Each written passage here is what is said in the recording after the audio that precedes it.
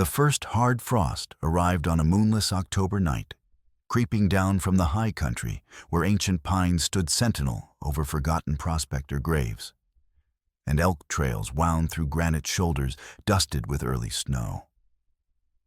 By dawn, the transformation was complete.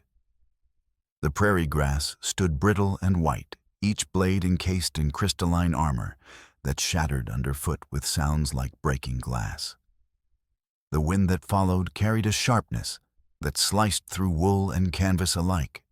A promise written in ice winter would be long, hunger would be deep, and the weak would not survive to see spring wildflowers bloom again across these merciless plains. Inside St. Winifred's orphan home, Sister Winifred stood motionless in the pantry doorway, her thin ledger balanced on one forearm, her lips moving in calculations that refused to yield hope. The shelves mocked her with their emptiness. 2 burlap sacks slumped in the corner, their contents reduced to withered potatoes whose skins had gone soft and wrinkled, spotted with eyes that would never sprout. A cloth bag of flour sat on the middle shelf, its fabric gnawed through by mice, bold enough to nest inside, leaving droppings mixed with what little grain remained. The crock of lard opened weeks ago in desperation had turned rancid, its surface covered with a yellow film that smelled of decay and broken promises. Sister Winifred was a woman carved from necessity and hard prayer. 53 years had etched lines around her mouth and eyes, but her spine remained straight as a rifle barrel, her gaze unflinching. She had buried children before diphtheria, scarlet fever, the casual cruelties of frontier life, and each small grave had taken something from her that prayer could not restore. She closed the ledger with a sound like a judge's gavel and climbed the narrow stairs to the schoolroom. Each step groaned its own complaint, the boards warped by years of damp winters and scorching summers. At the landing, she paused to catch her breath and pushed open the door. Inside, Nora Byrne stood before a room of children, whose hunger announced itself more loudly than their halting recitations. Nora held a piece of chalk worn down to a nub. She was 24 years old, though the frontier had aged her in ways that showed more in her eyes than her face. Irish-born, she had crossed the Atlantic at 19, with nothing but a cambric dress, a book of common prayer her mother had pressed into her hands at the dock, and a head full of English grammar, learned by candlelight in a Galway cottage. The schoolroom occupied the entire second floor, a low-ceilinged space heated inadequately by a cast-iron stove that devoured firewood faster than the children could chop it. 23 faces turned toward her, with expressions ranging from attentive to vacant, their skin pale as buttermilk, and their clothes patched with fabric that no longer matched in color or texture. Sister Winifred's shadow fell across the threshold. "Miss Byrne," she said, her voice carefully modulated. "A word, if you please." Nora set down her chalk and followed the older woman into the narrow hallway that smelled of lye soap and damp plaster. Behind them, the children's voices continued, "A, B, C, D." Sister Winifred waited until the door latched before speaking. "Unless divine intervention arrives before Thanksgiving, we face an impossible choice. We must send some of the children out as hired labor to families who will feed them in exchange for work, or we watch all of them go hungry through a winter we cannot survive." The words hit Nora like a physical blow. Her hand flew to the wall to steady herself.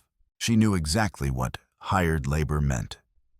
Boys sent to mines where they hauled ore in tunnels shored up with rotting timbers, girls dispatched to remote ranches where rough hands found excuses to linger. "We will find another way," Nora said, though the words emerged weak and unconvincing. Sister Winifred reached out and touched Nora's shoulder. "I have been praying since August, and the Almighty has seen fit to remain silent. So we must act with the faculties He has given us. How long before we must decide? 2 weeks, perhaps 3 if we water the soup further."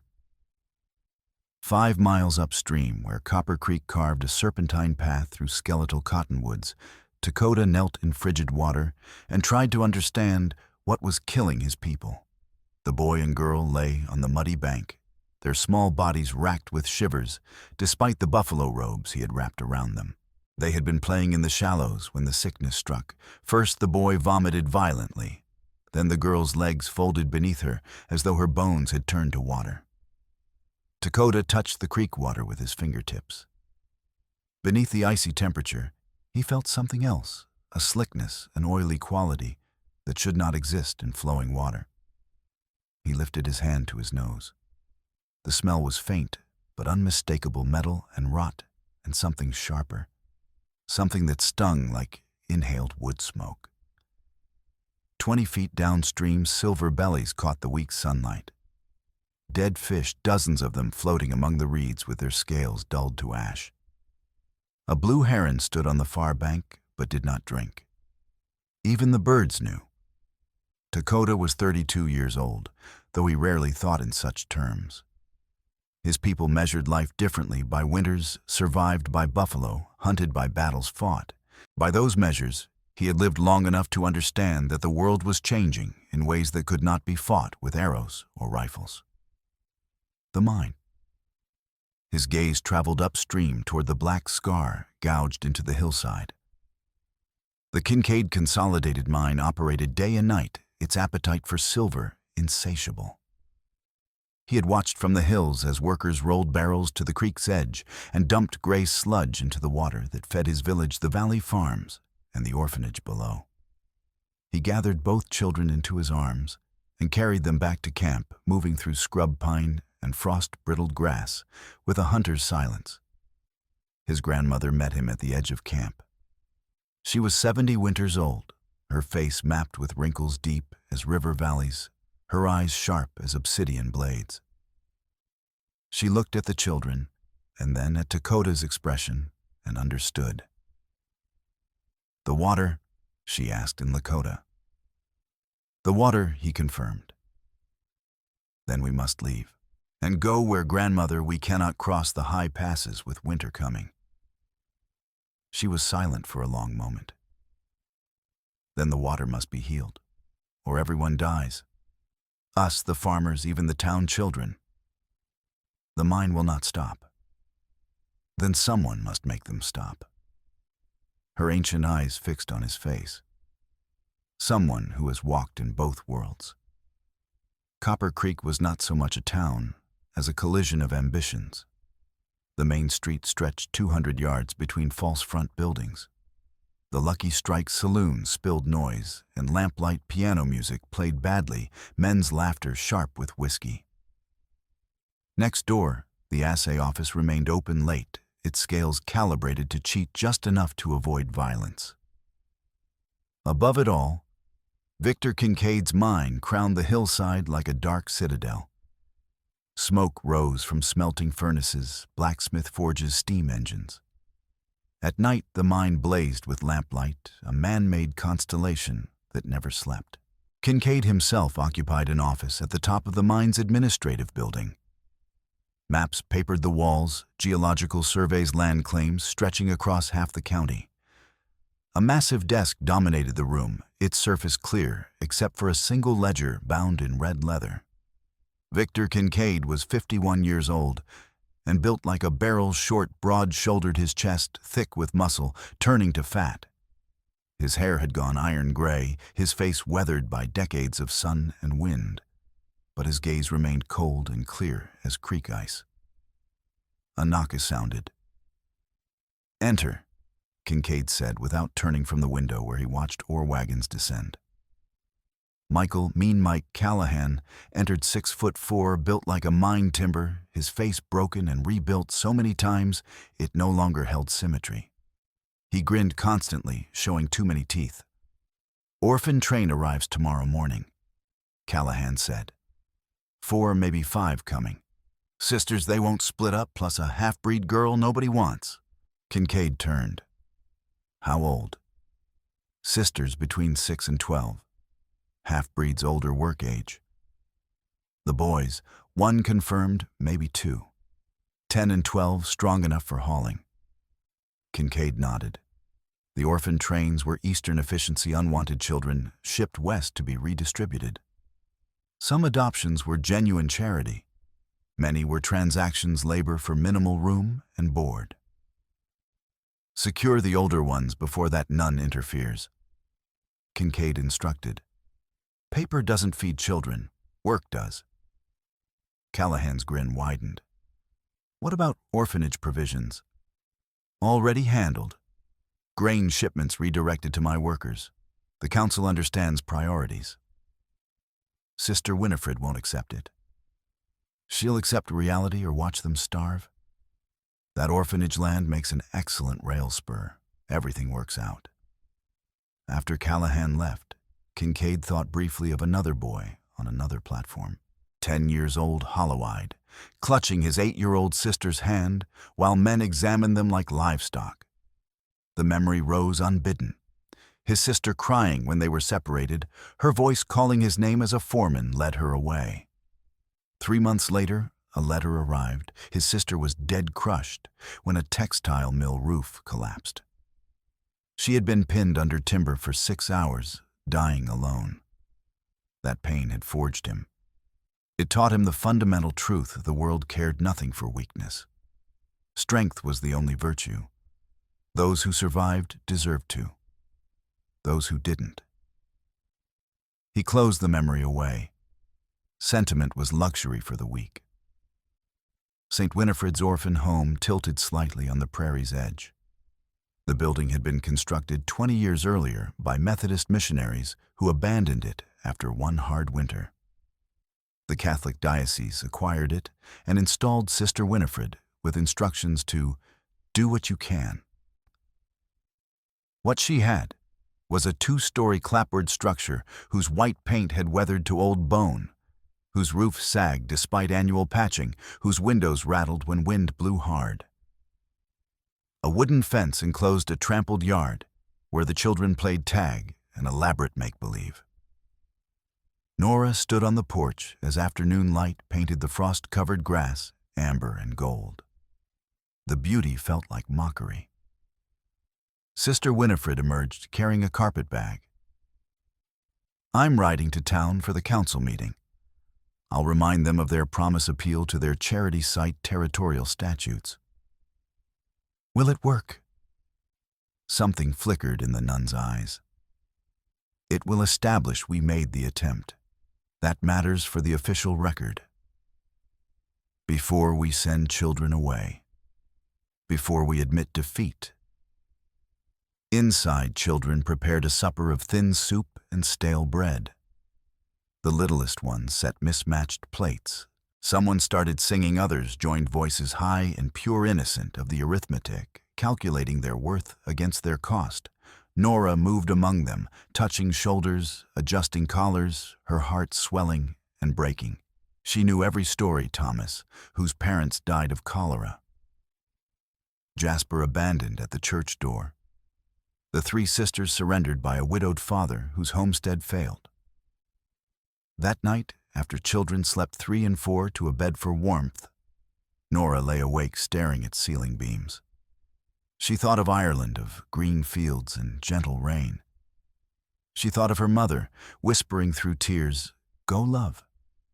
Make something of yourself where there's hope." Was this hope, this cold building full of hungry children, in a territory that viewed them as inconvenient resources? She didn't know. But she couldn't abandon them. Whatever came, she would stay. Outside, wind rattled loose shingles and howled through eaves like something alive and hungry. The orphan train's whistle cut through morning cold, high-piercing, announcing its arrival with mechanical indifference to its human cargo. Nora stood on the platform beside Sister Winifred, breath rising in pale clouds. Around them, the platform filled with people ranging from compassionate to opportunistic. Passenger car doors opened. Children descended slowly, hesitantly, clutching small bundles containing everything they owned. Their clothes were Eastern too thin for frontier winters already shabby.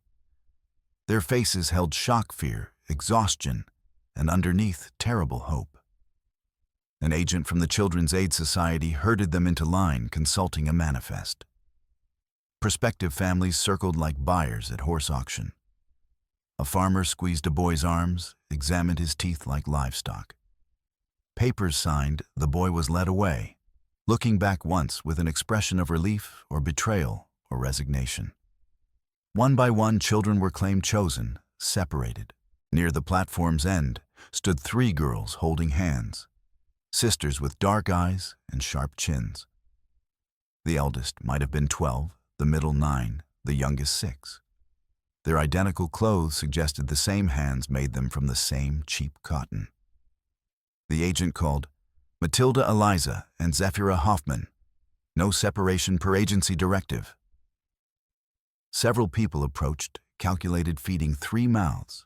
Through winter moved on. 3 was too many. Beside them stood another girl, older, perhaps 14, wearing a cap pulled low. She kept eyes downcast posture, suggesting someone trying to occupy minimal space. But Nora noticed the fine bone structure, copper skin tone, single black braid tucked beneath the cap. Mixed blood, Lakota and white, belonging nowhere. The agent called Wyanette. Silence. No one stepped forward.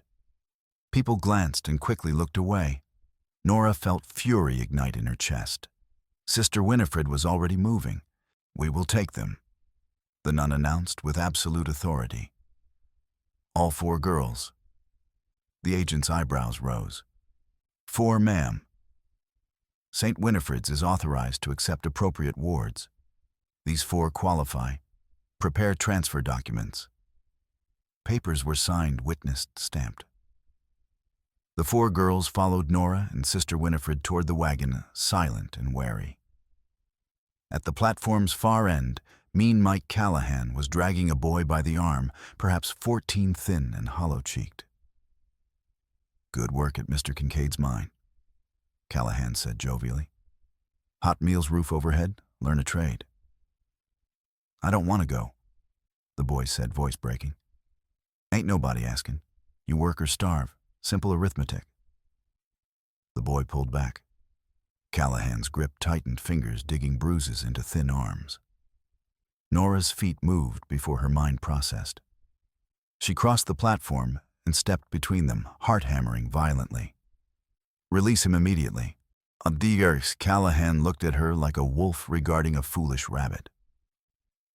"This ain't your concern, schoolmarm. These children are under St. Winifred's legal guardianship," Nora said, pulling folded papers with trembling hands. "No one may remove them without proper adoption procedures, home inspection, character references, magistrate approval." Callahan's grin widened. "Legal guardianship. Fancy talk for hoarding brats.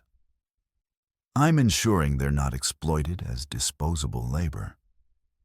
Big words from someone who can't feed the mouths she's got. He stepped closer, using size to intimidate. "Everyone knows your orphanage is broke. Come Thanksgiving, you'll be begging Kincaid for charity." He shoved her firmly enough to make her stumble. The boy whimpered. Callahan pulled harder. Then a shadow fell across them, long and still. Dakota had arrived to trade venison with the butcher. The platform commotion drew his attention. He stood between Callahan and the boy, one hand resting casually on his rifle stock. Tall enough to meet Callahan's gaze, directly lean where Callahan was massive, but carrying coiled readiness of someone who understood violence's language perfectly.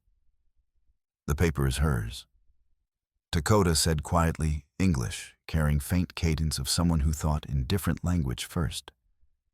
"The boy is hers. You want him, you follow her law."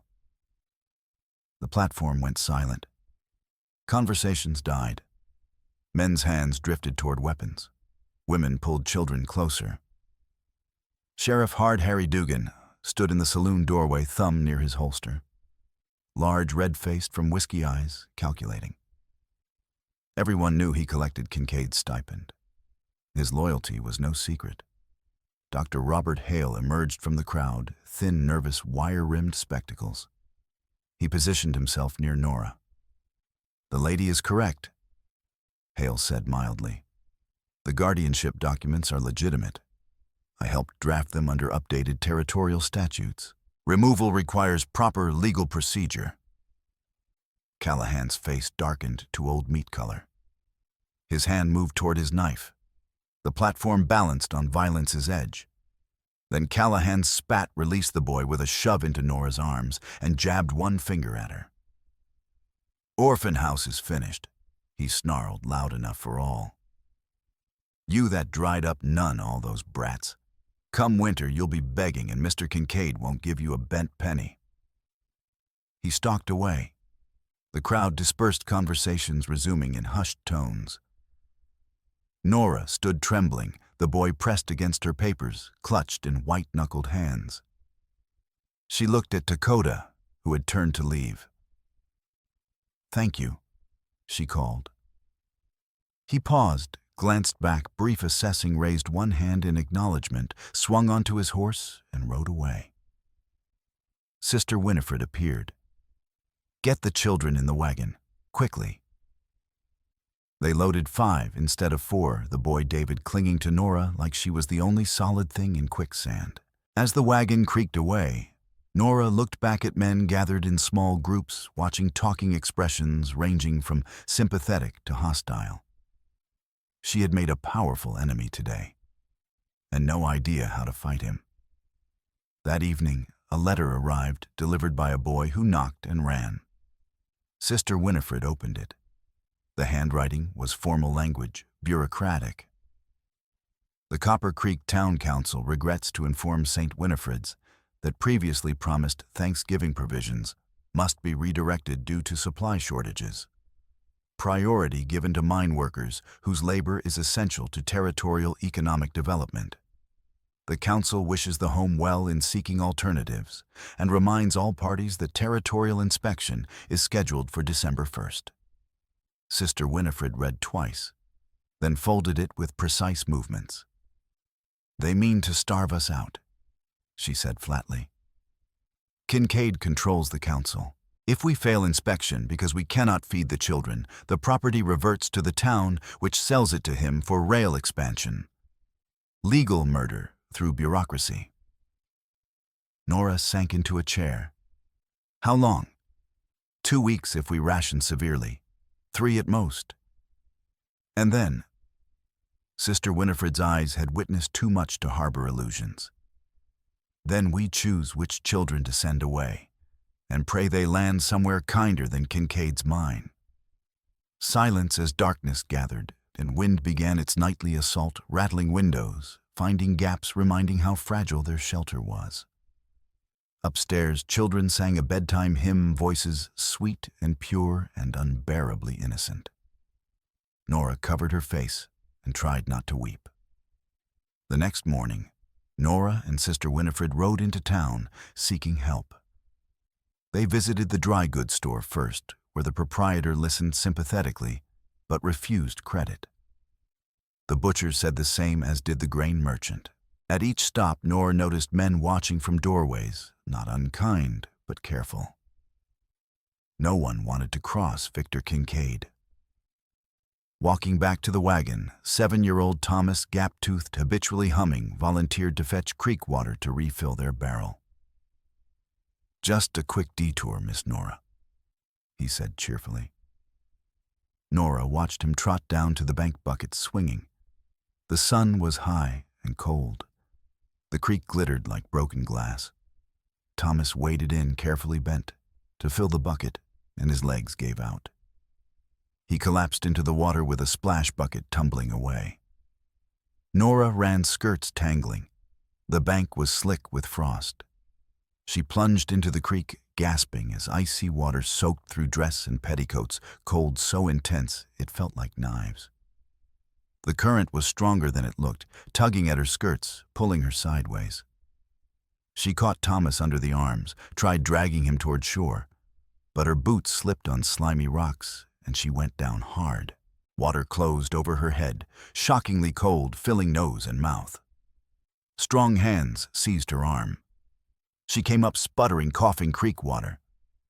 Dakota hauled her and the boy onto the bank in one smooth motion, water streaming from his buckskin sleeves. Thomas lay on grass, shivering violently. His lips were pale, almost blue. His stomach cramped, and he curled into a ball, whimpering. His hands twitched oddly, fingers curling and uncurling in spasms he couldn't control. Dakota knelt beside the boy, studying him with intensity that made Nora's skin prickle. Then he looked at the creek. 2 children from my camp, he said quietly. 3 days ago, same sickness. This water is poison. Nora stared, teeth chattering. Poison how? He gestured upstream toward the mine. Barrels, gray water comes out. Fish die, children get sick. Why haven't you told anyone? His mouth twisted, not quite a smile. Who would listen to me? Nora opened her mouth, closed it. She knew the answer. Sister Winifred arrived with the wagon. Together they lifted Thomas into the back, covered him with every blanket they had. Nora climbed up beside him, soaked and shivering. Dakota stood on the bank, watching with unreadable dark eyes. If the water is bad, he said, your children and mine, we all die the same. He turned and walked into the hill's shadow, long and thin. That night, Sister Winifred unlocked her tin box and spread contents on the desk by candlelight: deeds, contracts, certificates, territorial statutes. If we fail the inspection, she said, finger tracing faded ink, the property reverts to the town, and Kincaid has already offered to purchase. Nora looked up sharply. When is the inspection? The week after Thanksgiving. A territorial officer evaluates whether we can adequately feed Clothhouse and educate our wards. With what? We have no food, no money, and poisoned water. Kincaid owns the council, the sheriff, half the businesses. He wants this land for a rail spur. Sister Winifred folded her hands atop the papers. Then we must ensure he doesn't get it. Nora stared at the deeds, old yellowed ink, faded but legible. St. Winifred's Orphan Home, established 1848, dedicated to the care of children without families under territorial law protection. How? Nora whispered. I don't know yet, but we will find a way. We must. Dr. Robert Hale came to the orphanage early next morning, black bag in hand, worry etched in every line of his thin face. He examined Thomas first, pulse eyes, trembling hands. 2 other children who'd drunk from the creek showed similar symptoms: stomach cramps, pale lips, fingers that wouldn't stay still. Hale pulled Nora and Sister Winifred aside. Mercury poisoning, he said quietly. Or something very much like it. The mine uses quicksilver to separate silver from ore, standard practice. If they're dumping tailings directly into the creek. He didn't finish. He didn't need to. Can you prove it? Nora asked. Not without a sample of the waste itself. And creek water to compare. I'd need both for proper testing. Nora thought of Dakota's words. Gray water comes out, fish die, children get sick. Then we get a sample, she said. Hale's eyes widened behind spectacles. The mine is guarded day and night. Kincaid won't let anyone near those waste pits. Then we go when guards are tired, at night. Miss Byrne, that's necessary. She cut him off. Doing nothing is also a choice, Doctor, and that kind kills children. Hale was silent, fingers drumming his bag handle. Finally, he nodded. I'll need equipment, glass bottles, wax seals, a notebook for observations. Bring what you can. We leave tonight. Dakota found them that evening as sun sank behind western hills, painting the prairie bronze and blood. He rode up on his paint mare rifle slung across his back, moving with easy grace of someone more comfortable on horseback than foot. Children crowded the windows, peering out, whispering excitedly. Nora stepped onto the porch. Dakota reined in, looked down at her. You meant what you said, he stated, about the water. I did. Then we go tonight. I'll show you where they dumped the barrels. Dr. Hale emerged, shrugging into a heavy coat medical bag over shoulder. I'm coming too. Lakota studied him, thin frame, nervous hands, glinting spectacles, then nodded once. Bring warm clothes, he said, and something to carry water. They rode out at dusk, following the creek upstream through bare cottonwoods and frost-crunching ground. The air was sharp, smelling of pine smoke and distant snow. Stars began pricking through darkening sky.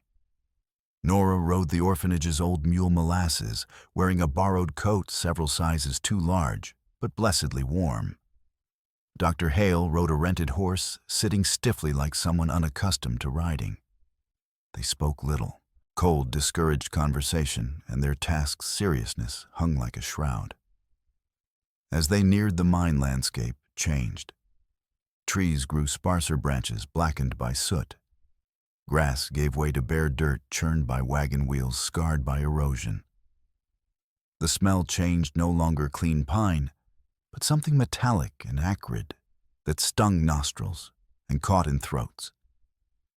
Lakota dismounted, gestured for others to do the same. They tied horses among skeletal cottonwoods and continued on foot, moving slowly through scrub brush and tumbled rock. The mine loomed ahead, a black scar gouged into hillside. Lanterns bobbed near the entrance, where guards warmed themselves by fire. Their voices carried rough laughter bottle clinking.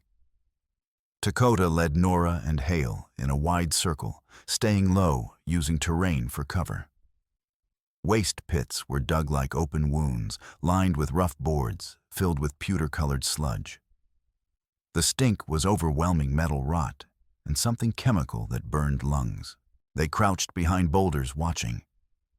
2 guards passed above, so close, Nora heard boot scrapes on stone. Lantern lights swept across rocks, missing them by inches. Lakota's hand shot out, gripping Nora's shoulder, pulling her flat against cold stone. She pressed into the narrow space, heart-hammering breath loud in her ears. Lakota was beside her, so close she felt his warmth through wool and buckskin. He smelled of wood smoke and leather and something wild like wind over open prairie.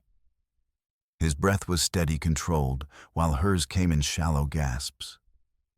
She focused on matching his rhythm and hold out until her pulse slowed. The guards moved on, voices fading. From their shelter, they watched mine workers drag barrels on handcarts. The barrels were heavy, judging by how men strained and cursed. They rolled them to the creek's edge, pried open lids with iron bars. Gray sludge poured out thick and viscous, spreading across the water's surface like oil. It clung to reeds, coating them with a film that glinted faintly in lantern light. One man cursed and shook his hand violently, skin red and blistered where liquid splashed him. Quicksilver. Dr. Hale breathed, barely audible. And sulfuric acid. That mixture is deadly. It will kill everything downstream.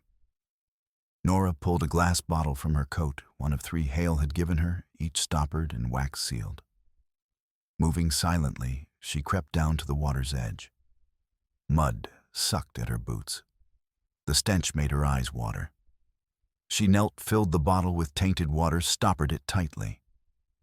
The liquid inside was murky gray, flecked with particles that caught moonlight. Behind her, Lakota moved to follow, but his boots slipped on muddy bank.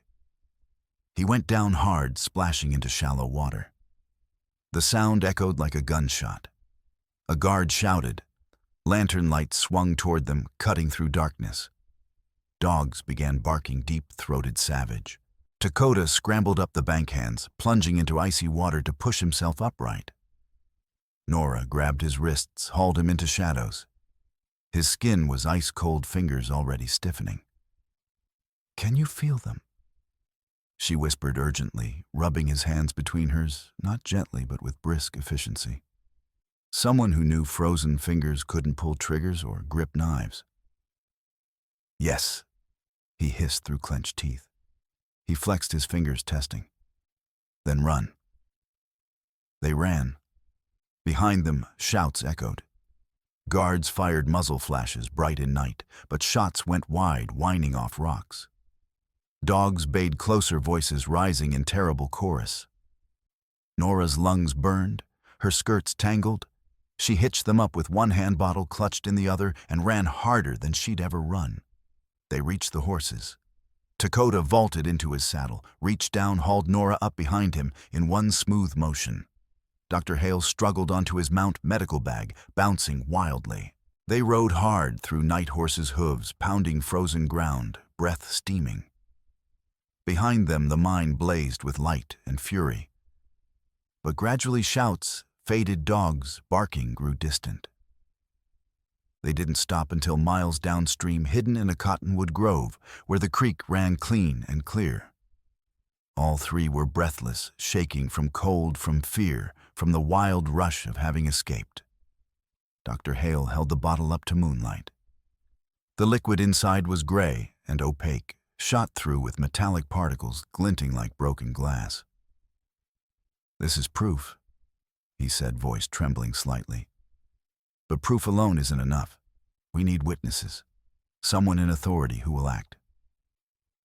"The territorial inspector," Nora said, still breathing hard. "He's coming the week after Thanksgiving. Victor Kincaid will never let him see this. He'll intercept the man before he reaches town wine and dine him, show him doctored ledgers and happy workers. Then we make sure the inspector sees it before Kincaid can get to him," Nora said. Lakota, checking his rifle to ensure no water fouled the mechanism, looked up. His dark eyes caught moonlight. "We stop him on the road," he said.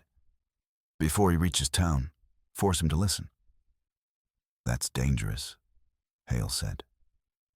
"Everything is dangerous now," Nora replied. Meanwhile, back at the orphanage, another crisis was quietly unfolding. Jasper, a 15-year-old who'd lived at St. Winifred's since he was 8, worked in Kincaid's mine to help pay for his keep. He was a good boy, quiet, hard-working, fiercely loyal to younger children. Dark hair fell into his eyes, shy smile, hands already calloused and scarred from hauling ore. After a brutal double shift underground, 18 hours with only cold beans and stale bread, he returned with a crushed finger and hands that wouldn't stop shaking. Sister Winifred sent for Dr. Hale immediately. The doctor splinted the mangled finger and examined the tremors running through Jasper's arms and shoulders. "It's the same as the others," Hale said grimly, wrapping the splint. "Mercury exposure. The dust in those tunnels is full of it. Every breath he takes is poisoning him." Jasper sat on the examination table in the small infirmary, staring at his bandaged hand. His face was pale as chalk eyes, hollow and shadowed. "Foreman says we're blasting a new section next week," he said quietly. "Says the support timbers are rotten, but Mr. Kincaid won't pay to replace them. Says we'll just have to work fast and pray the roof holds." Sister Winifred, who'd been standing silent in the corner, stepped forward. Her voice was steel-wrapped in velvet. "You're not going back?" Jasper looked up, startled. "But the money we needed for food, firewood." "There will be no money if you're dead, child. And those tunnels will kill you as surely as a bullet." The boy opened his mouth to protest, then closed it. He looked down at his trembling hands, hands that had once been steady enough to whittle toys for younger children, to mend harnesses, to write careful letters. Now they shook constantly, as if palsy had claimed him decades too soon. "What will we do?" he whispered. "We will survive," Sister Winifred said, "as we always have." But later, alone in her office, she confided to Nora the full weight of that decision. "The mine wages were our last steady income," she said, voice barely above a whisper. "Without them, we have nothing. We're 3 weeks from Thanksgiving, and I don't know how we'll feed these children through winter." Nora had no answer. She simply reached out and took the older woman's hand, squeezing it tightly. Outside, wind picked up rattling loose shingles, whistling through gaps, making its nightly assault. Winter was coming, and they had never been less prepared.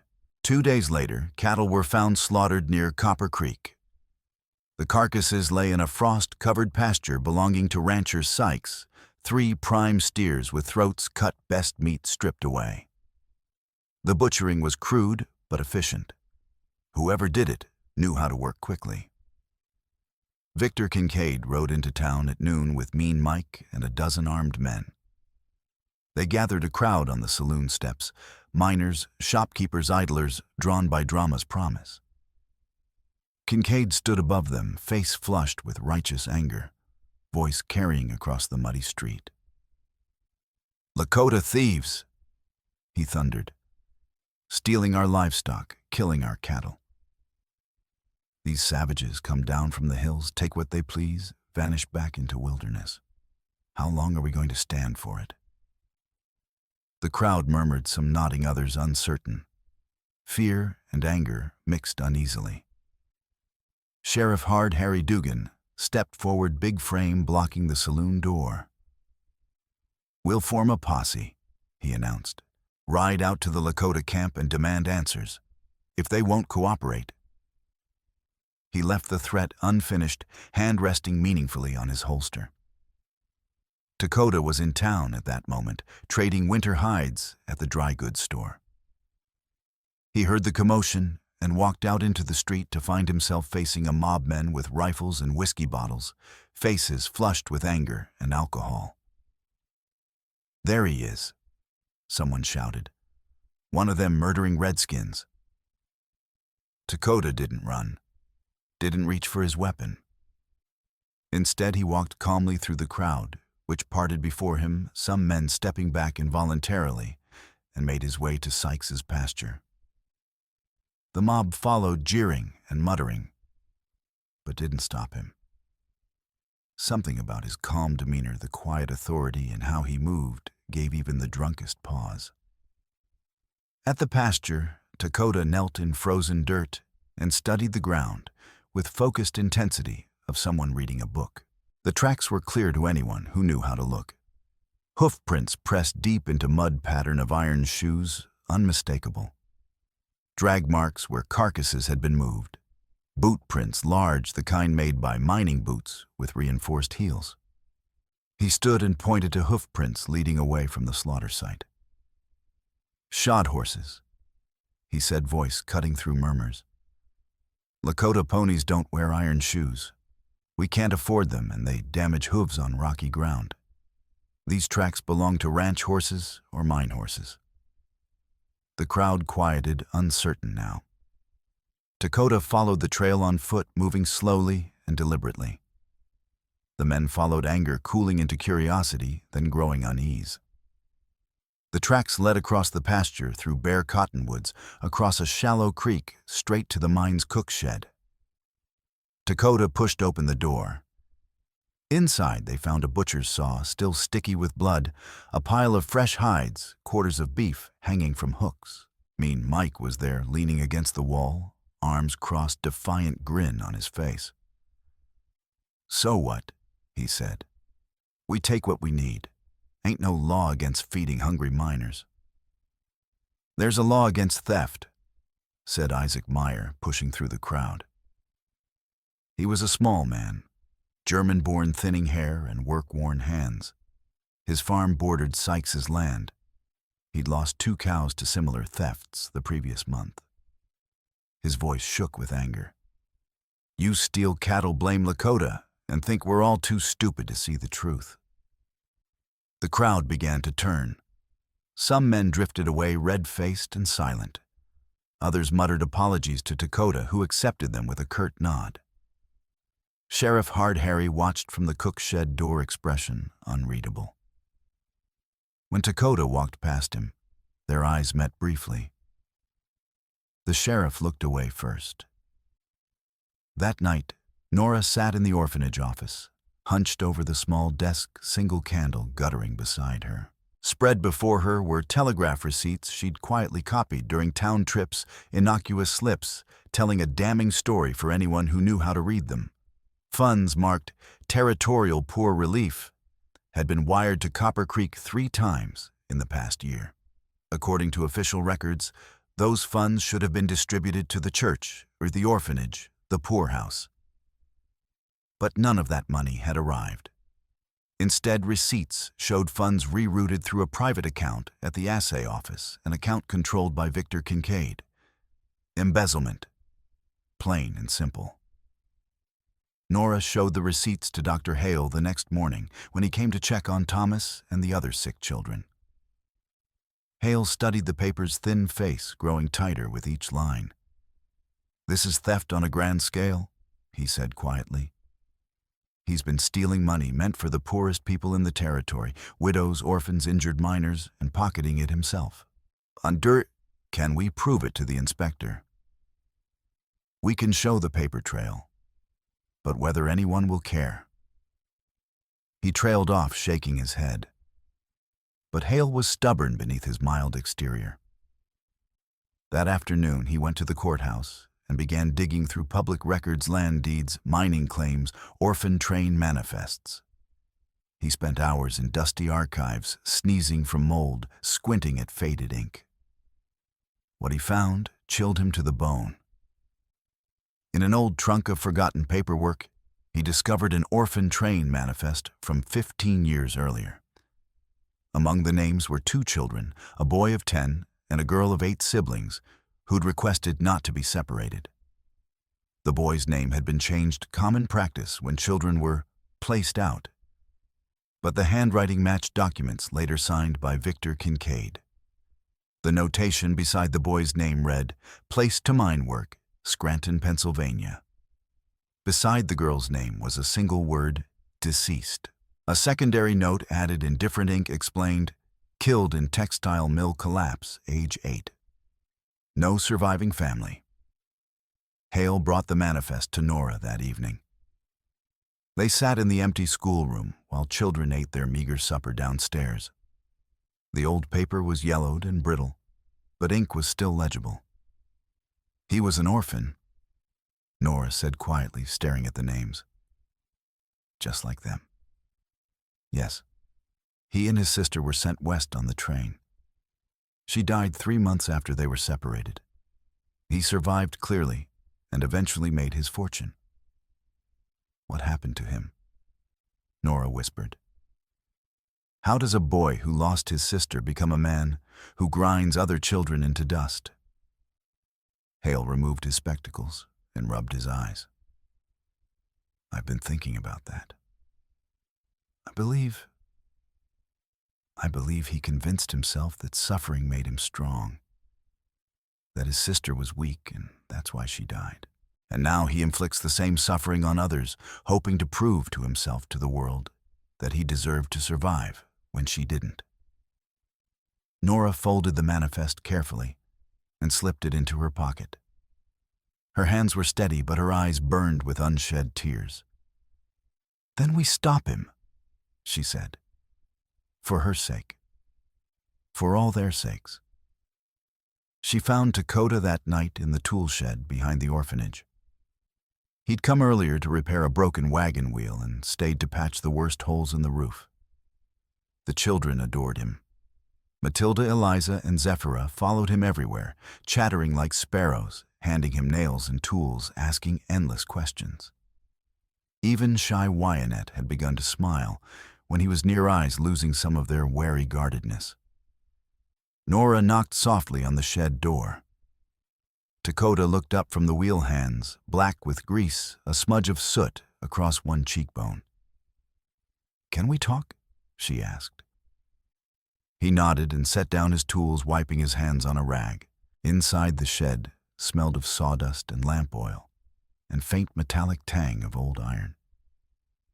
Nora closed the door against the cold and handed him the orphan train manifest. He read it slowly, lips moving slightly, as he worked through the English words. When he finished, he looked at her dark eyes, unreadable in the lamplight. "This is why?" he asked. "Why he does these things?" "I think so," Nora said. "He was a child once like them. He suffered and his sister died. And instead of letting that pain make him kind, he let it make him cruel." Dakota was silent for a long moment. Then he shrugged out of his buckskin jacket to wipe the last grease from his hands. As he moved his shirt pulled tight across his ribs, Enora saw the scars clearly for the first time. An old bullet groove, pale and puckered, ran along his left side, just below the ribs. Faint lash marks crisscrossed his back, old whip scars, long healed, but still visible. And across his shoulder blade, a rough, ragged scar that could only have come from a knife or saber. She stared, unable to look away, her heart clenching with sudden fierce ache. Dakota noticed her gaze. He didn't pull his jacket back on or turn away. Instead, he stood still, letting her see expression calm and faintly resigned. "Army," he said quietly. "Long time ago, before I knew better. They wanted scouts to track other Lakota bands. I refused. They didn't like that." "What happened?" Nora's voice was barely a whisper. "They put me in the stockade. When I wouldn't change my mind, they used the whip. When that didn't work." He gestured vaguely at the scars. "Eventually, I escaped. Went back to my people. That was 7 years ago." Nora stepped closer, her hand hovering near the scars, but not quite touching. "You could have stayed with the army, followed orders. It would have been easier." "Easier doesn't mean right." She met his eyes. Something unspoken passed between them, an understanding, a recognition of shared pain and shared determination. "If he turns pain into cruelty," she said slowly, "and you turn it into protection, then we need your way to win." Dakota held her gaze for a long moment. Then he nodded. "We get proof," he said. "We survive until the inspection. We make sure the inspector sees the truth before Kincaid can bury it." "Agreed." They shook hands, a brief firm clasp that felt like a promise, like a pact sealed in something stronger than words. Outside in the darkness beyond the shed's lamplight, neither of them noticed the shadow that detached itself from the orphanage wall and moved away into the night. Mean Mike had been watching, and now he had information worth selling. 3 days before Thanksgiving, Isaac Meyer loaded his largest wagon with everything he could spare. He wasn't a rich man. His farm was small, his family large, his margins thin, even in good years. But he'd seen how Kincaid's greed poisoned everything it touched, and he'd lost his own livestock to the man's theft and lies. So he loaded the wagon sacks of grain, dried beans, a smoked ham, 3 large pumpkins, 2 jars of honey his wife had been saving, and a wheel of cheese meant for Christmas. He asked Dakota and Dr. Hale to ride with him as escort, not because he expected trouble, but because he wanted it known where he stood. They set out at dawn, the wagon creaking across frozen prairie under a sky the color of old iron. Isaac's 16-year-old son, Franz, rode beside the wagon on a borrowed horse, his father's old rifle slung across his saddle. The boy was proud to be trusted with the weapon, proud to be part of something important. They were halfway across the open ground, miles from town, when the shots came. The first bullet ripped through the wagon's side with a splintering crack. The second shattered the front wheel, sending shards of wood spinning through the air. The third struck Franz in the chest. The boy pitched sideways from the saddle and hit the frozen ground hard.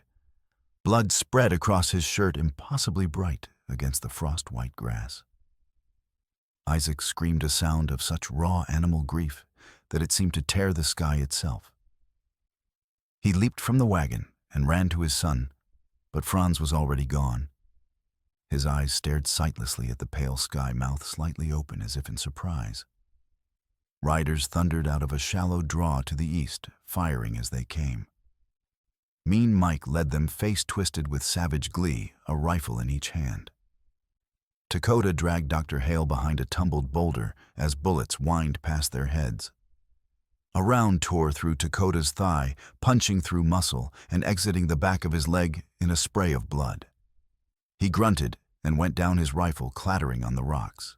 Another bullet splintered the wagon's seat where Isaac had been sitting moments before. The horses screamed and bolted, dragging the broken wagon in a wild, lurching circle.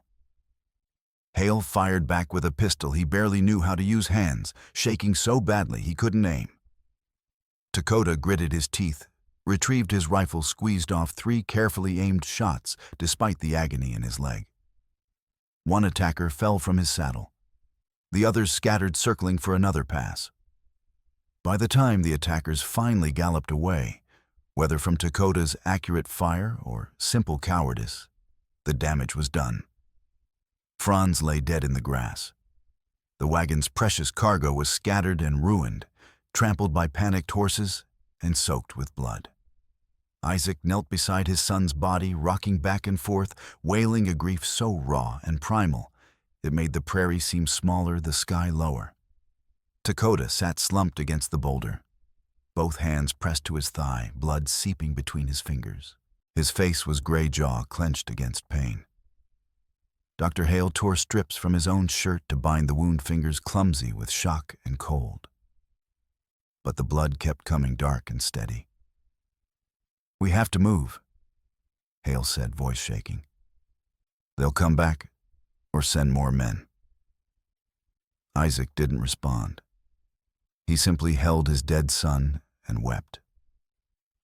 Dakota looked at Nora, who'd heard the shots and ridden out from the orphanage on the old mule.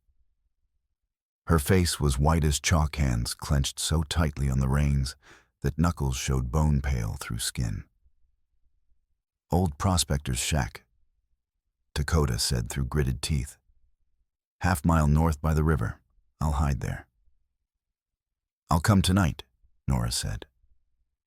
He nodded, then hauled himself upright with a grimace and limped toward his horse. Back in Copper Creek, Victor Kincaid stood in the middle of the street and told a very different story. Lakota bandits ambushed a peaceful farmer and his boy, he announced to the gathered crowd. They murdered young Franz Meyer in cold blood.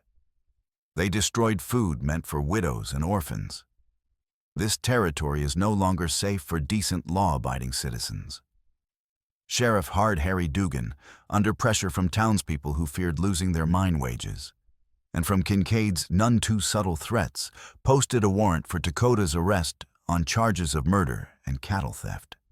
The word spread quickly. There was a price on the Lakota warrior's head. Nora waited until full dark, then slipped out of the orphanage with a bundle under her arm. She rode the mule bareback, moving slowly through the darkness, following the river upstream by sound and starlight. The prospector's shack was miserable roof, half-collapsed walls streaked with mold floor, littered with broken bottles and yellowed newspapers. But it was shelter, and it was hidden.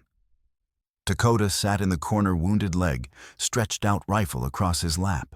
His face was gray with pain and blood loss, but his eyes were alert when she entered. Nora knelt beside him and unwrapped the bundle, clean bandages, needle and thread, a bottle of whiskey, and a small jar of honey to prevent infection. "This will hurt," she warned. "Everything hurts," he said. She cleaned the wound with whiskey, stitching the torn flesh as best she could, with hands that shook from exhaustion and fear. Dakota didn't cry out, but his breathing turned harsh and ragged, sweat beading on his forehead despite the cold. His hands clenched into fists, knuckles white.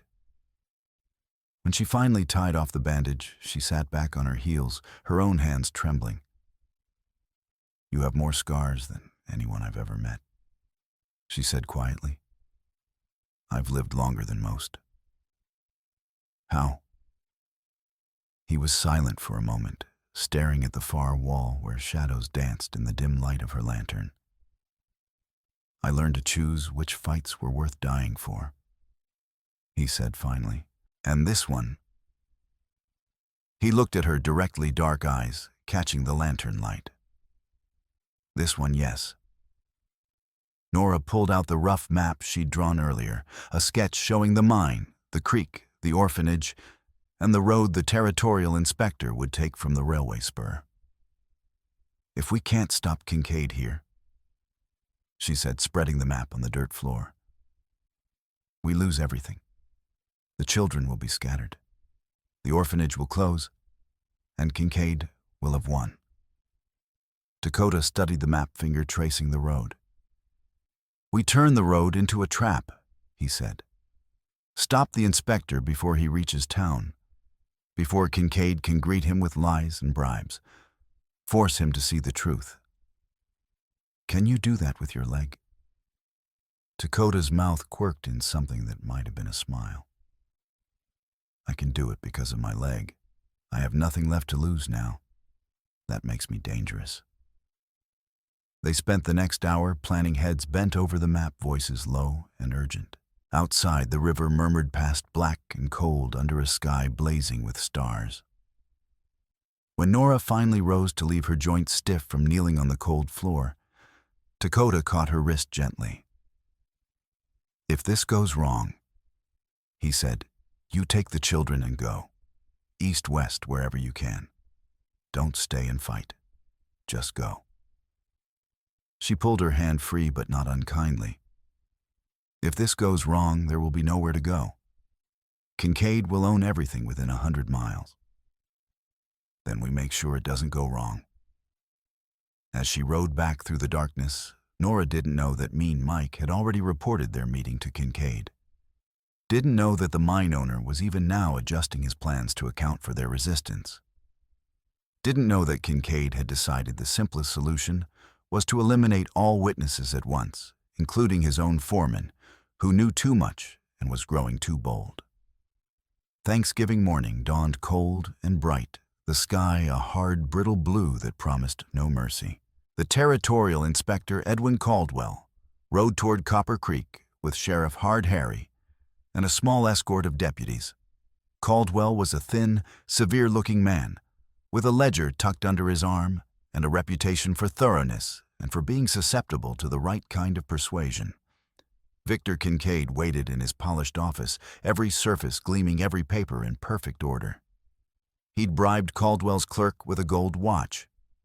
He'd arranged for carefully selected witnesses to testify to the orphanage's inadequacies. The books would show every penny accounted for, with no mention of diverted relief funds or poisoned water. But the inspector never reached town. A mile outside Copper Creek, the road narrowed where it followed the river, through a natural bottleneck.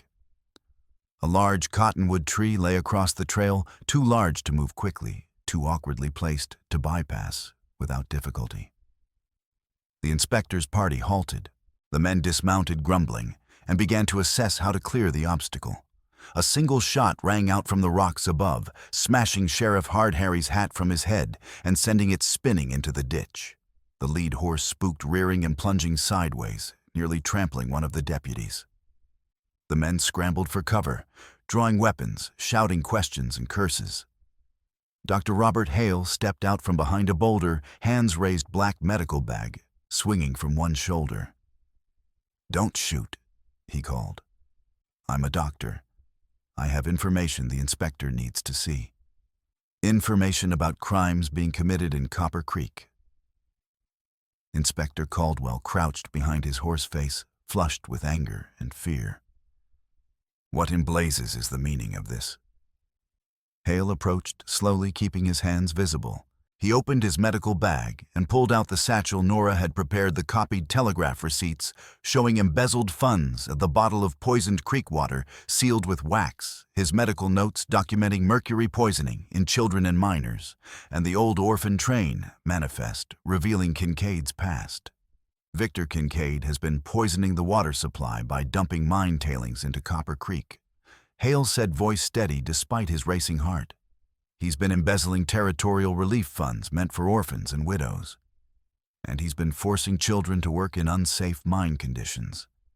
I have proof of all of it. Behind them on the ridge above the road, Dakota held his rifle steady despite the fire burning in his wounded leg. He couldn't run, could barely walk, but he could shoot straight, and that was all that mattered. His job wasn't to kill, only to keep them honest, to prevent anyone from simply riding away or silencing Dr. Hale before the truth could be told. Inspector Caldwell took the satchel, hands shaking slightly. He began to read, thin face growing tighter with each document. At that moment, the thunder of hooves, announced the arrival of Kincaid's private guards, 8 men heavily armed riding hard from town. They opened fire from the ridge opposite Lakota, and the gulch became a hellish crossfire. Bullets ricocheted off rocks, spraying stone chips and dust. The inspector's horse bolted, dragging its owner several yards before he could let go of the reins. Isaac Meyer, wild-eyed and hollow with grief, but steady on the reins, suddenly charged into the chaos, driving a second wagon. He'd followed at a distance, unwilling to let his son's death be for nothing. "Get in," he roared. "All of you now." Men scrambled into the wagon. Lakota, his wounded leg buckling beneath him, half slid down the rocky slope. He stumbled, nearly falling, his rifle slipping from his grasp. Sheriff Hard Harry, acting on instinct rather than thought, grabbed Lakota's arm and hauled him into the moving wagon with strength born of desperation. For a moment, the two men stared at each other, the lawman who'd sworn to arrest him, the warrior who'd been branded a murderer. Hard Harry's expression was conflicted, unreadable. "Don't make me regret this," the sheriff said gruffly. Lakota simply nodded. The wagon careened down the road, Isaac driving like a madman, the horses foam-flecked and wild-eyed. Kincaid's men pursued for a quarter-mile before giving up, unwilling to risk their lives for a fight they didn't fully understand. By the time the convoy reached the mine itself, Inspector Caldwell was no longer Victor Kincaid's friend. He was a territorial officer with questions that demanded answers. At the Kincaid Consolidated Mine, a holiday bonus shift was already underway. Kincaid had ordered it, despite the holiday offering double wages to men desperate enough to work on Thanksgiving. Among them were older boys from the orphanage, and from town, including Jasper, whose wounded hand was barely healed, who shouldn't have been there at all. They were laying blasting charges in a deep tunnel that hadn't been properly shored up in months. Water dripped from the ceiling. The support timbers groaned under the weight of the mountain above. Every man and boy in that tunnel knew it was dangerous, but wages were wages, and winter was coming. Nora, who'd slipped away from the orphanage before dawn, borrowed a miner's coat from a drunk sleeping behind the supply shed. She pulled a cap low over her face and followed the work crew underground, heart hammering with fear and determination. The tunnel was narrow and suffocating the air, hot and thick with dust. Water dripped steadily, pooling in the uneven floor. The lanterns cast wild, swinging shadows that made everything seem alive and threatening. She found Jasper near a side passage, holding a drill that trembled in his shaking hands. His face was gray eyes, too bright. "Jasper," she hissed, grabbing his arm. "You have to get out, you and the other boys, now." "Foreman said the blast goes in 10 minutes. Jasper whispered back. "We're almost done, just a few more charges. There's no time. That ceiling is going to come down, I can hear it." She was right. The mountain was groaning, a deep, ominous sound that vibrated through the rock itself. She grabbed the nearest boy, 12-year-old Samuel, and shoved him toward the entrance. "Run. Tell the others. Get out now." The word spread quickly. Boys and men began to move toward the exit, abandoning tools, fear overcoming obedience. The first blast went off before they could clear the tunnel. The world exploded into noise and chaos. The hillside shuddered. Far inside, rock ripped loose from the ceiling in a cascading avalanche. Dust rolled down the tunnel in a choking, blinding wave. Lanterns swung wildly, some falling and shattering plunging sections into complete darkness. Nora was thrown sideways by the concussion, her shoulder smashing into a wooden support beam. Pain shot through her arm, white-hot and stunning. She fell gasping, unable to breathe through the dust. Outside, Lakota limped toward the mine entrance as panicked men staggered out, coughing and bleeding faces black with soot. Victor Kincaid stood near his office, shouting orders, trying to block access to the mine. "It's just a small cave-in," he yelled. "Nothing to worry about, everyone stay calm." Sheriff Hard. Harry, backed by Inspector Caldwell's authority and his own growing conscience, shoved Kincaid aside with enough force to send the mine owner stumbling. "Move, or I'll shoot you myself, and call it self-defense." Hard Harry said, voice cold as winter iron. He and Lakota went into the mine together, side by side, carrying spare lanterns and ropes. The tunnel was a nightmare of fallen rock and twisted timbers. The air was thick enough to choke on. Distant shouts echoed through the darkness, impossible to pinpoint. They picked their way forward, carefully testing each step, calling out for survivors. Gradually, they found them miners and boys trapped near a side passage hemmed in by fallen rock, but still alive. Mean Mike lay pinned under a massive timber, his leg twisted at a sickening angle, face gray with shock and pain. He was crying, tears cutting clean tracks through the grime on his face. "Help me," he whimpered. "Please, don't leave me here." Lakota and Hard Harry freed Jasper and two younger boys, first guiding them toward a narrow ventilation shaft that led to the surface, a forgotten drift from an earlier excavation. As they moved the last boy toward the drift entrance, another tremor ran through the mountain. Dust sifted down from above. A central support post split with a crack like a rifle shot. The ceiling sagged, groaning like a dying beast. But before they could react, Mean Mike, his legs still pinned his face, contorted with sudden terrible understanding, began to laugh. A broken, bitter sound that echoed through the collapsing tunnel. He knew. Mike gasped, staring at the splintered timber above him. Kincaid knew. He set the charges too close to the supports. Told me the timings were safe, but he knew. He wanted this tunnel to come down with me in it. With all of us in it. No witnesses left to testify.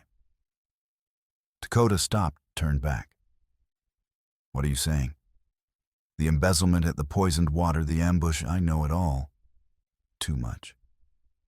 So he decided to bury the evidence. Bury me. Bury you. Bury everyone who could talk. Mike's voice rose to a shout. He sacrificed his own men to cover his crimes, Sheriff Hard. Harry's face went white. "You're saying Kincaid deliberately caused this collapse?" "Check the charges yourself, Sheriff. They're set wrong. Anyone with eyes can see it. This wasn't an accident. This was murder."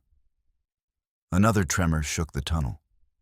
The support post bent further, its wood screaming under impossible pressure. Lakota made a split-second decision. He scrambled to a stack of unused timbers nearby and hauled one up with a grunt that sent agony shooting through his wounded leg. He jammed the timber under the sagging beam at an angle, then shoved his shoulder against it, using his own body weight as a living lever to keep the failing support from buckling completely.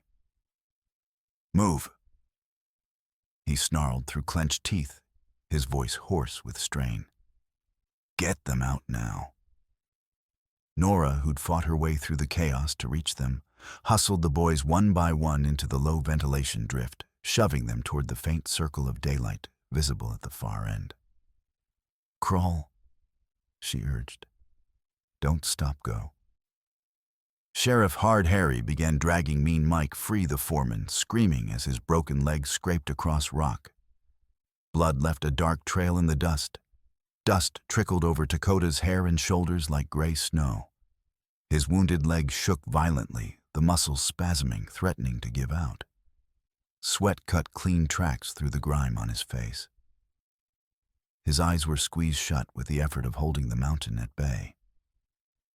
The last boy cleared the drift. Then Jasper.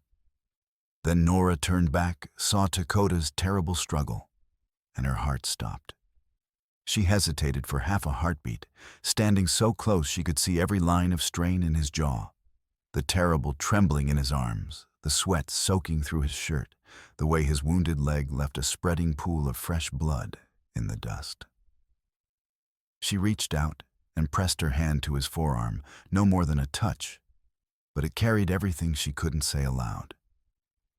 Thank you. Don't die. I need you. We all need you." Their eyes met in the lamplight. His were dark, filled with pain and determination, and something else, something softer, something that looked almost like peace. Then she dropped to her hands and knees and crawled into the narrow drift, her dress tearing on sharp rock, her hands bleeding, but always moving toward the light. With the last person clear, Lakota gathered every remaining shred of strength. He shoved hard away from the failing beam, using his good leg to launch himself backward, and dove toward the drift entrance. The timber cracked like a gunshot.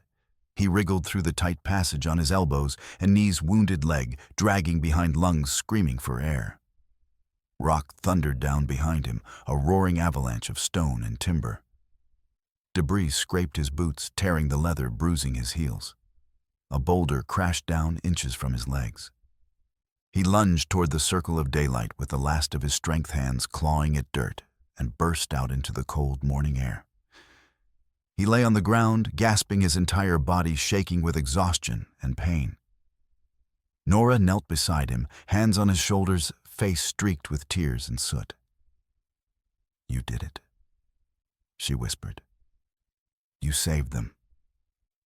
He could only nod, too spent for words. Around them, a new crack had opened in the hillside. Dark water laced with gray tailings gushed out, spilling directly into Copper Creek, in full view of Inspector Caldwell's sheriff, Hard Harry, and half the town. There was no denying it now. No explaining it away. The poison was real, visible, undeniable. Mean Mike, dragged from the wreckage with his broken leg, looked up at Inspector Caldwell with eyes that burned with betrayal and rage. "I'll testify," he said hoarsely. "I'll tell you everything. The dumping, the embezzlement, the ambush on Isaac's wagon, the falsified safety reports, all of it. Kincaid tried to kill me to keep me quiet. But I'm still breathing, and I'm going to make sure he hangs." When Victor Kincaid tried to flee on horseback, his mount hit a patch of loose rock on the mine road and went down hard. Kincaid's legs snapped with a sound like dry wood breaking. He lay in the dirt screaming until Sheriff Hard Harry arrived to chain him. The mine owner's carefully constructed empire built on theft, poison, and the broken bodies of children collapsed as completely as his tunnel.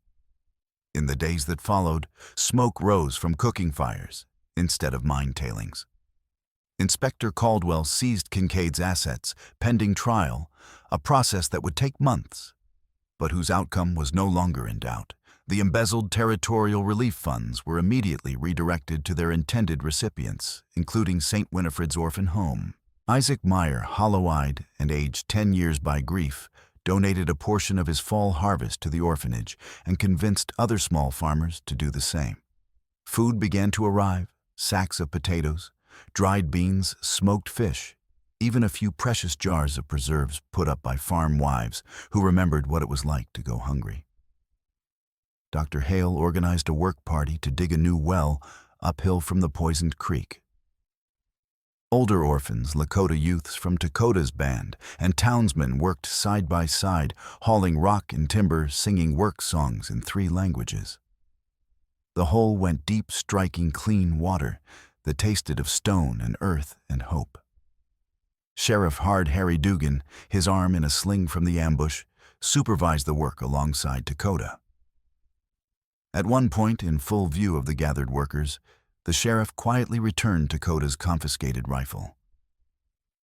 "No charges?" Hard Harry said gruffly, meeting the warrior's eyes directly. "Never should have been any in the first place. I let myself be bought.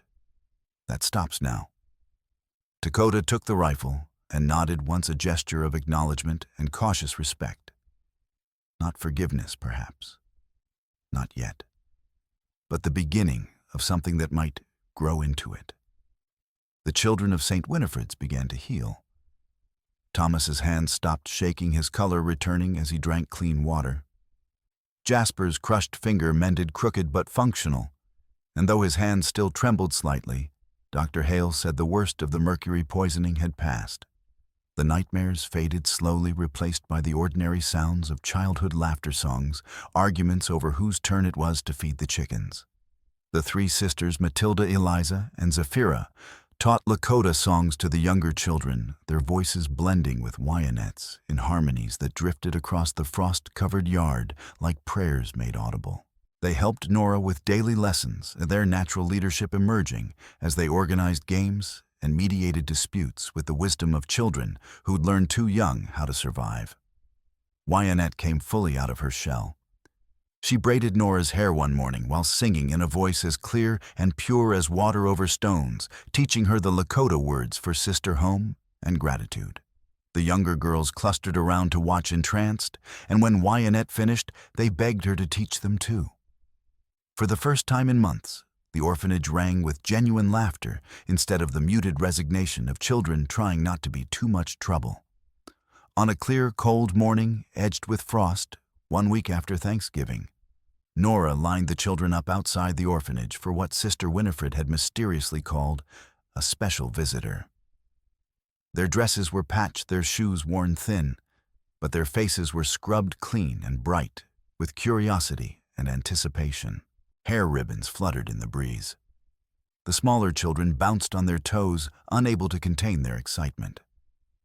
Even the older ones, usually so careful to maintain dignity, leaned forward expectantly. Sister Winifred stood near the doorway, with the other nun who'd arrived to help with the expanded enrollment, her severe expression softened by something that might almost have been joy. Across the frost-white field, a wagon approached. Dakota drove at his wounded leg, still bandaged, but healing well enough to manage the reins.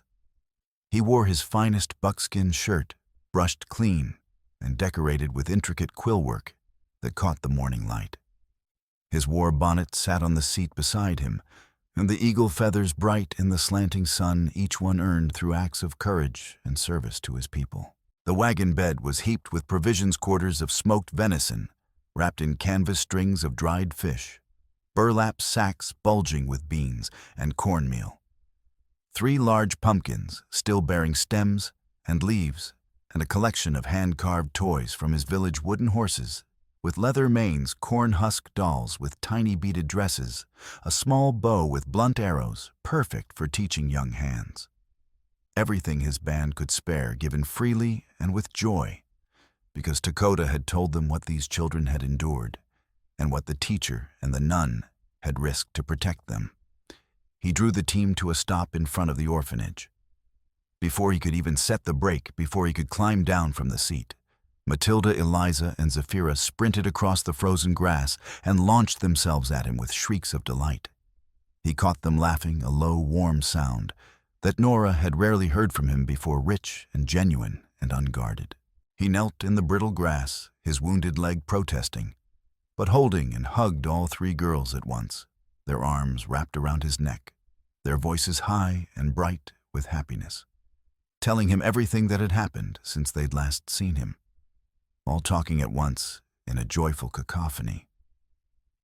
Other children clustered nearby, smiling shyly, wanting to approach but uncertain. Wyanette hung back for a moment, and then Dakota looked up and beckoned her with one hand. She came slowly at first, then faster, and he folded her into the embrace as well, speaking softly to her in Lakota words Nora couldn't understand, but whose meaning was clear in Wyanette's face as it transformed from guarded hope to radiant belonging. Behind them, the other orphan girls and the nuns stood in a loose semicircle, their skirts brushing the frost, their faces lit by the low sun and the warmth of witnessing something beautiful and true. It was an image that would stay with Nora for the rest of her life. A Lakota warrior surrounded by a ring of children, some white, some mixed blood. All of them orphaned and unwanted until this moment, a wagon full of love and survival and hope behind him. Proof that kindness was stronger than cruelty, that community could be built across every divide that small-minded people tried to erect. Inspector Caldwell, who'd stayed in Copper Creek to complete his investigation, stood at a respectful distance, writing notes in his ledger. But Nora noticed his hand had stopped moving, his attention caught by the scene before him. When he glanced up and met her eyes, he nodded slowly, and she understood his report would reflect what he was witnessing now.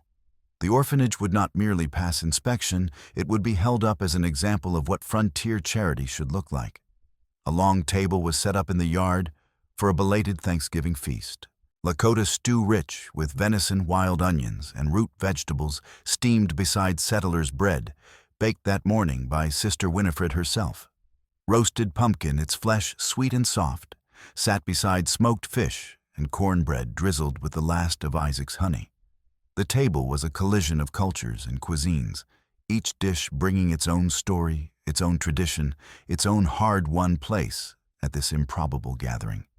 Children from the orphanage and from Dakota's hill camp sat together on benches, laughing and talking in a mix of English and Lakota, teaching each other words and songs, arguing good-naturedly over which food was best. Thomas taught a Lakota boy his age how to make shadow puppets on the orphanage wall. Wyatt showed the smaller girls how to weave grass into small baskets, her fingers moving with practiced grace, her voice patient as she corrected their mistakes.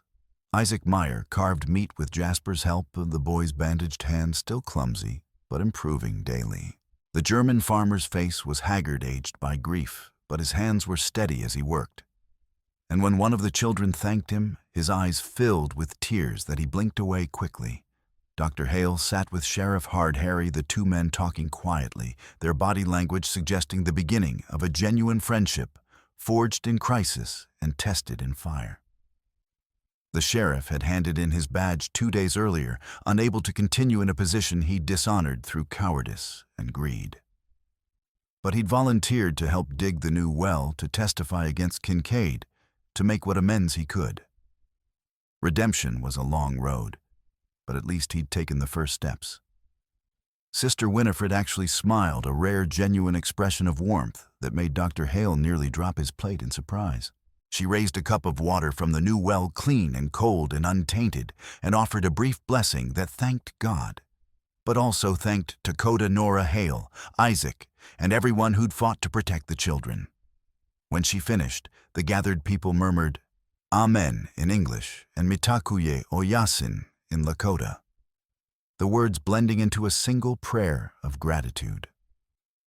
Later in the quiet of the orphanage office, as the afternoon light slanted golden through the window, Dr. Hale brought Nora a small leather pouch. Inside were the papers from Kincaid's safe. The old orphan train manifest the notice of his sister's death, his first labor contract from the Pennsylvania mines.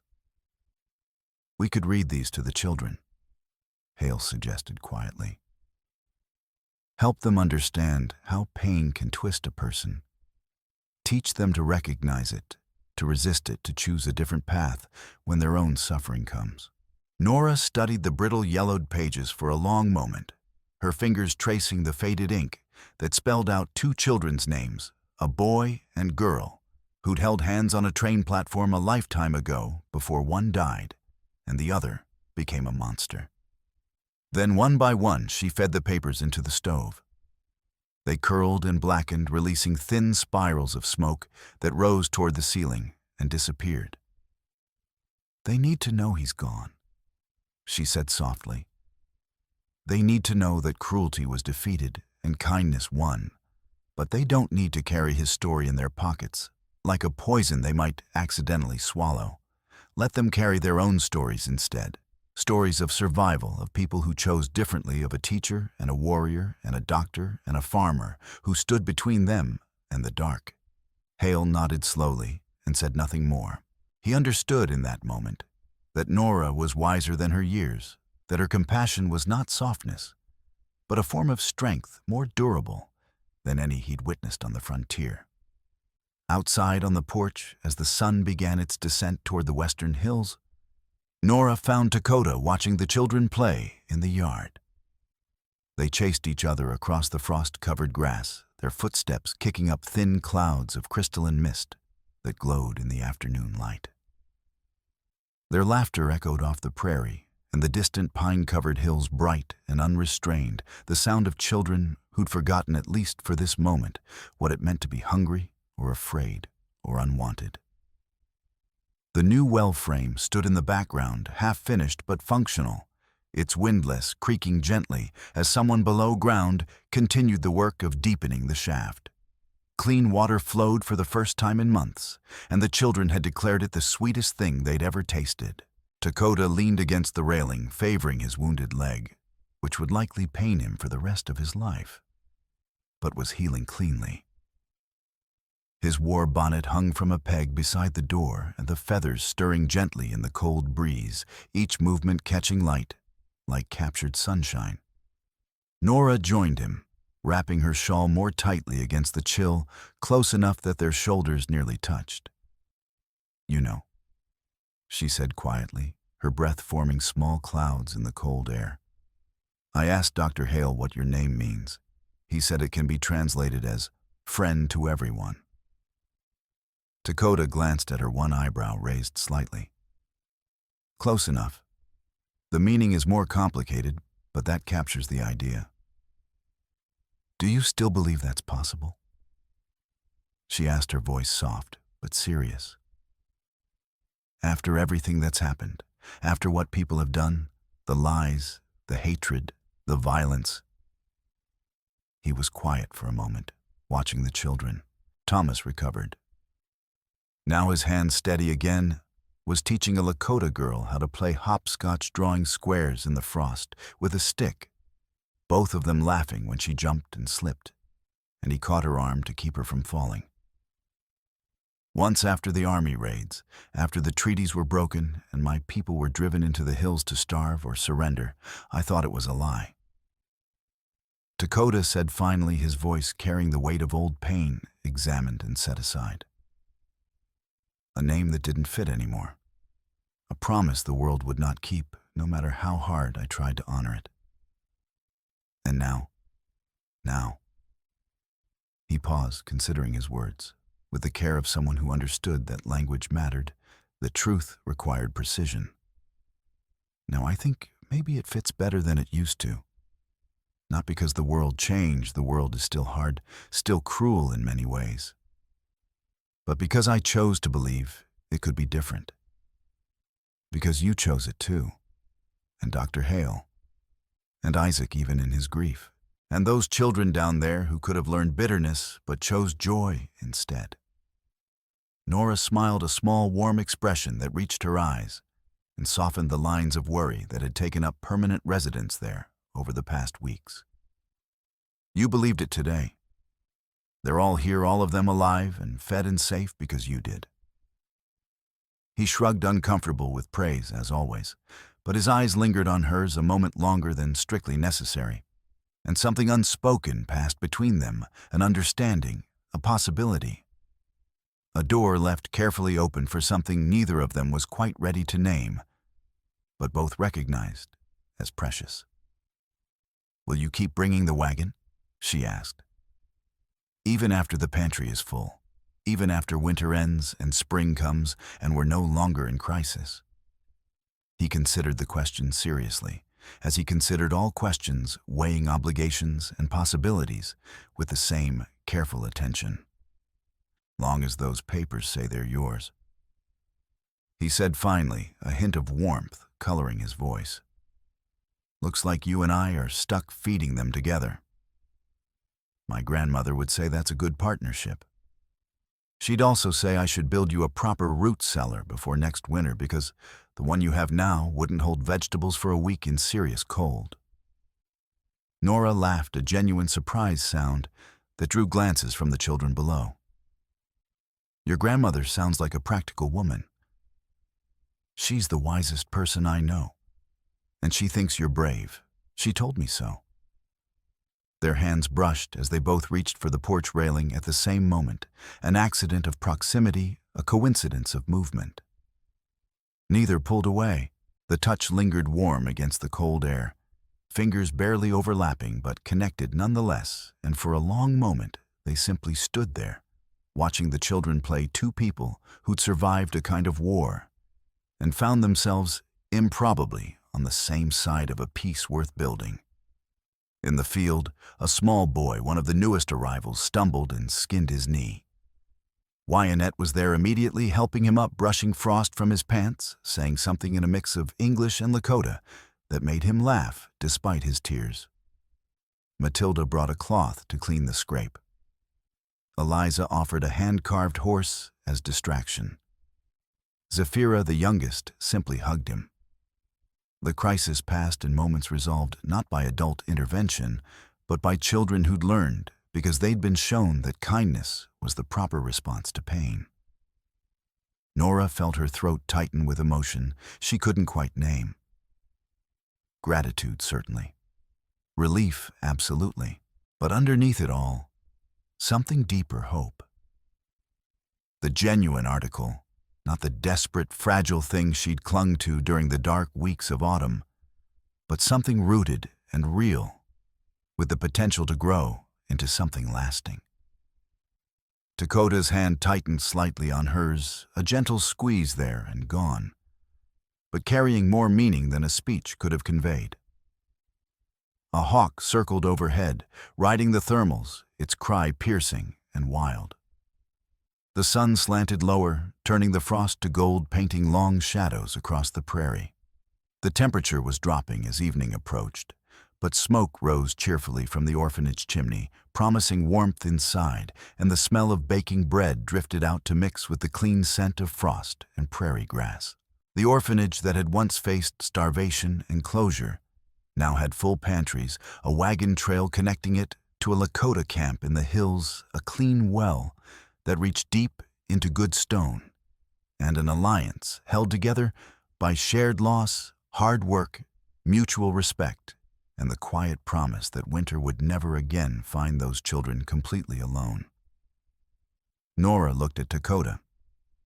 He looked back. And in that moment they both understood that what they had built was fragile, imperfect, and uncertain. The territory was still harsh. Prejudice still existed. Winter would come every year, bringing its own challenges. There would be setbacks and sorrows, losses and struggles yet to face. But it was real. It was earned. It was worth every scar, every risk, every moment of fear and doubt and desperate determination. And that, in the end, was enough. More than enough. It was everything.